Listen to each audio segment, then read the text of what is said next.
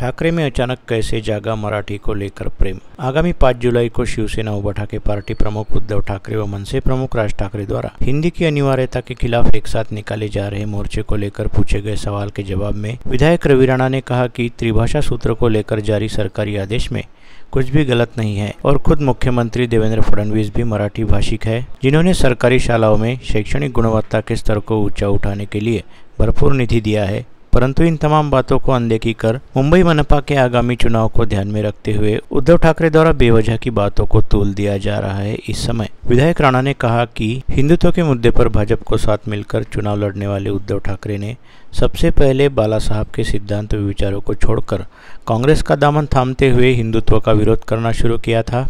साथ ही साथ अब मुंबई मनपा की सत्ता हासिल करने के लिए उद्धव ठाकरे हिंदी के विरोध में उतर आए हैं, जबकि प्राथमिक कक्षाओं में 3 भाषाओं का सूत्र विगत कई वर्षों से चला आ रहा है और इसमें नया कुछ भी नहीं। साथ ही इस समय विधायक रवि राणा ने दावा किया कि फिलहाल अलग अलग दिखाई दे रहे शरद पवार व अजित पवार बाद में जल्द ही एक साथ आएंगे और शरद पवार की सुपुत्री व सांसद भी जल्द ही पीएम मोदी के नेतृत्व वाली केंद्र सरकार में बतौर मंत्री शामिल दिखाई देगी। 5 तारखेला मराठी भाषा या संदर्भात उद्धवजी ठाकरे आणि राज ठाकरे जे एकत्र येत आहे, मला असं वाटते की मराठी प्रायमरी शाळेमध्ये सुद्धा महानगरपालिकेच्या शाळेमध्ये मी सुद्धा मराठी मीडियममध्ये शिकलो, मी स्वतः मराठी आहे। तर मला असं वाटते की मराठी माणसाविषयी जे आता प्रेम येत आहे, आता जो प्रेमाचा उदो उदो पाऊस पडत आहे, मराठी प्रत्येक माणूस सक्षम आहे, आपल्या न्यायासाठी सक्षम आहे, हक्कासाठी सक्षम आहे। पण कुठेतरी राजकीय खेळी मुंबई महानगरपालिकेमध्ये उद्धव ठाकरेंना वाटते की आमचा झेंडा फडकला पाहिजे, म्हणून पुन्हा जे काँग्रेस सोबत गेले भाजपला सोडून, ज्यांनी बाळासाहेबांच्या सगळे विचार बाजूला ठेवून काँग्रेसच्या पदरामध्ये बसून काम केलं, ते आज महानगरपालिका डोळ्यासमोर ठेवून मराठीचा मुद्दा पुढे घेऊन येत आहे।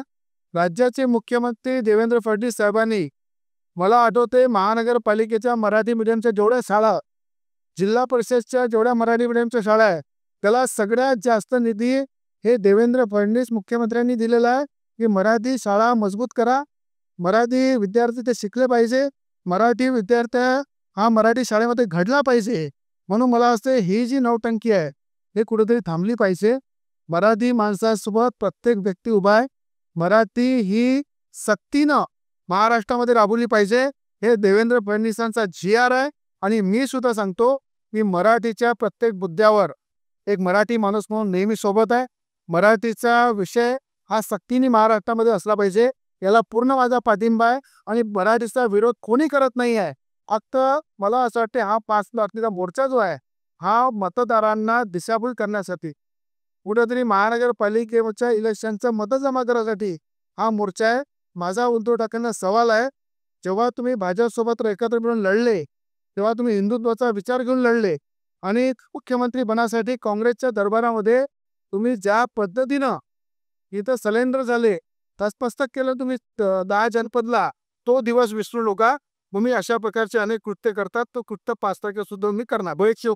तर मी आपलं सांगतो, येणाऱ्या काळामध्ये शरद पवार साहेब असू द्या की आपले अजितदादा पवार असू द्या, ते आदरणीय सुप्रियाताई सुळे असू द्या, हे केंद्रीय लेवलवर सगळे एकत्र झालेले आहे। लवकरच तुम्हाला दिसेल की पवार साहेब हे अजितदादा सोबत जातील, सुप्रियाताई केंद्रामध्ये येणाऱ्या भविष्यामध्ये मंत्री बनतील आणि केंद्राला पूर्ण ताकदीनं मोदीजींचं काम पाहून सुप्रियाताई सुद्धा पाठिंबा देतील, पवार साहेब सुद्धा पाठिंबा देतील। ज्या पद्धतीनं पेलगाममध्ये झालं, ज्या ताकदीनं देशाच्या पंतप्रधानांनी त्या ताकदीनं जबाब दिला, त्याच्यावर खऱ्या अर्थानं पवार साहेबांनी सुद्धा मोदीजींचं कौतुक केलेलं आहे, सुप्रियाताईंनी कौतुक केलेलं आहे आणि येणाऱ्या काळामध्ये आपल्याला हे दोघे केंद्रामध्ये दिसतं।